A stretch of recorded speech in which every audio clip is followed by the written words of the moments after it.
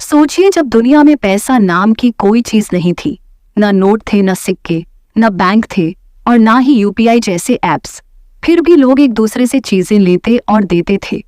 उस समय एक व्यक्ति के पास गेहूं होता था और दूसरे के पास दूध। वो लोग आपस में सामान का आदान प्रदान करते थे, जैसे गेहूं के बदले दूध। इसी को बार्टर सिस्टम कहा गया। लेकिन बार्टर सिस्टम में दिक्कत ये थी कि सामने वाले को आपकी चीज की जरूरत होनी चाहिए, तभी लेन देन हो सकता था। इसलिए इंसानों ने ऐसी चीज खोजी जिसे हर कोई माने और जो हर जगह चल सके।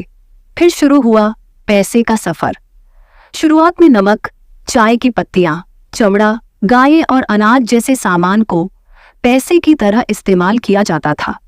इसे कमोडिटी मनी कहा गया, लेकिन इनकी कीमत हर जगह अलग अलग होती थी, इसलिए इन पर भरोसा करना मुश्किल था।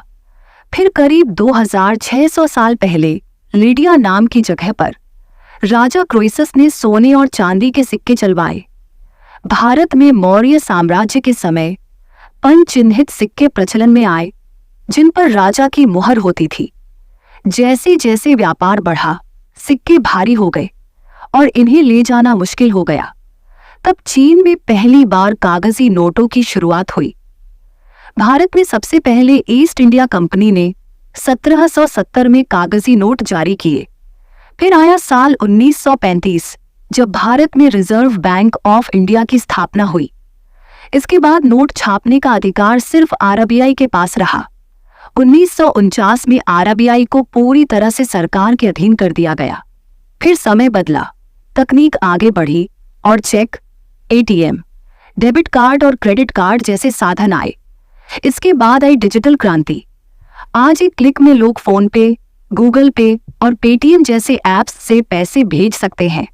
साल 2024 में भारत हर महीने 10 अरब से ज्यादा यूपीआई ट्रांजैक्शन कर रहा है।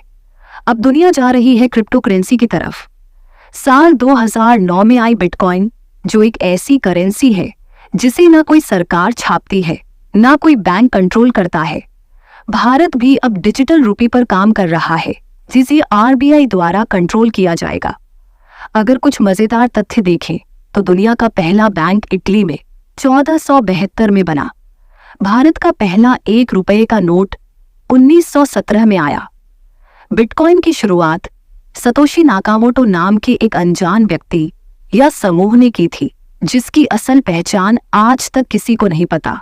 तो अगली बार जब आप एटीएम से पैसे निकालें या क्यूआर कोड स्कैन करें, तो याद रखिए, ये सिर्फ एक पेमेंट नहीं है, बल्कि हजारों सालों की मेहनत, सोच और तकनीक का नतीजा है। और एक जरूरी बात, अगर आप अपने YouTube चैनल को या किसी प्रोडक्ट को ज्यादा लोगों तक पहुंचाना चाहते हैं, तो प्रमोशन और प्रचार के लिए हमें इस नंबर पर व्हाट्सएप करें या हमें ईमेल भेजें।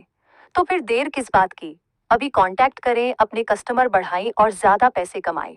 अगर आपको यह वीडियो पसंद आई हो तो इस चैनल को सब्सक्राइब करें और साथ में घंटी के निशान को भी दबाएं, ताकि आपको हमारी नई वीडियो की नोटिफिकेशन सबसे पहले मिले। फिर मिलते हैं एक नई रोचक जानकारी के साथ।